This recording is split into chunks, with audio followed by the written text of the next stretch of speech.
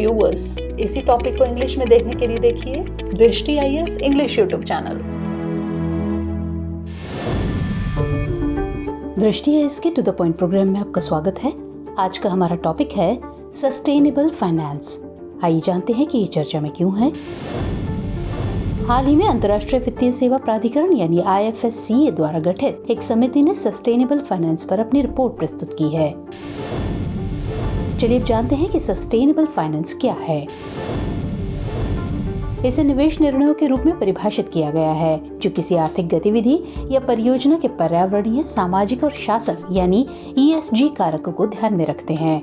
पर्यावरणीय कारकों में जलवायु संकट का शमन या स्थायी संसाधनों का उपयोग शामिल है, जबकि सामाजिक कारकों में मानव और पशु अधिकार, साथ ही उपभोक्ता संरक्षण और विविध भर्ती प्रथाएं शामिल हैं।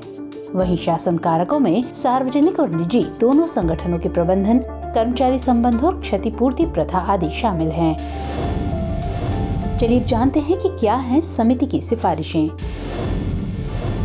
ये कुछ पहलुओं को विकसित करने की सिफारिश करती है, जैसे एक स्वैच्छिक कार्बन बाजार। कार्बन बाजार वैश्विक उत्सर्जन को कम करने के उद्देश्य से कार्बन उत्सर्जन को खरीदने और बेचने की अनुमति देते हैं।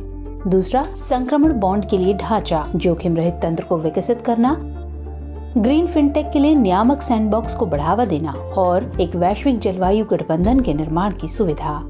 स्थायी ऋण देने के लिए समर्पित MSME यानी सूक्ष्म, लघु और मध्यम उद्यम मंच की स्थापना, आपदा बॉन्ड, नगरपालिका बॉन्ड, हरित प्रतिभूतिकरण, मिश्रित वित्त जैसे नवीन उपकरणों के उपयोग को सुविधाजनक बनाना और IFSC में एकत्रीकरण सुविधाओं, प्रभाव निधि, हरित इक्विटी आदि को सक्षम करना। चलिए बात करते हैं अंतर्राष्ट्रीय वित्तीय सेवा केंद्र प्राधिकरण यानी IFSCA की। इसकी स्थापना 2020 में अंतर्राष्ट्रीय वित्तीय सेवा केंद्र प्राधिकरण अधिनियम 2019 के तहत की गई थी। इसका मुख्यालय GIFT यानी Gujarat international finance tech city Gandhinagar में है। ये IFSC में वित्तीय उत्पादों, वित्तीय सेवाओं और वित्तीय संस्थानों के विकास और विनियमन के लिए एक एकीकृत प्राधिकरण है। वर्तमान में गिफ्ट IFSC भारत में पहला अंतर्राष्ट्रीय वित्तीय सेवा केंद्र यानी IFSC है। IFSC की स्थापना से पहले IFSC को घरेलू वित्तीय नियामकों द्वारा नियंत्रित किया जाता था, यानी भारतीय रिजर्व बैंक यानी RBI, भारतीय प्रतिभूति और विनिमय बोर्ड यानी SEBI, भारतीय बीमा नियामक और विकास प्राधिकरण यानी IRDAI और पेंशन फंड नियामक और विकास प्राधिकरण यानी PFRDA। इसके सदस्यों की बात करें तो इस प्राधिकरण में 9 सदस्य होते हैं जिन्हें केंद्र सरकार द्वारा नियुक्त किया जाता है। इसमें शामिल हैं प्राधिकरण के अध्यक्ष, RBI, SEBI, IRDAI और PFRDA से प्रत्येक का एक सदस्य, वित्त मंत्रालय से 2 सदस्य। इसके अलावा 2 अन्य सदस्यों को एक चयन समिति की सिफारिश पर नियुक्त किया जाता है।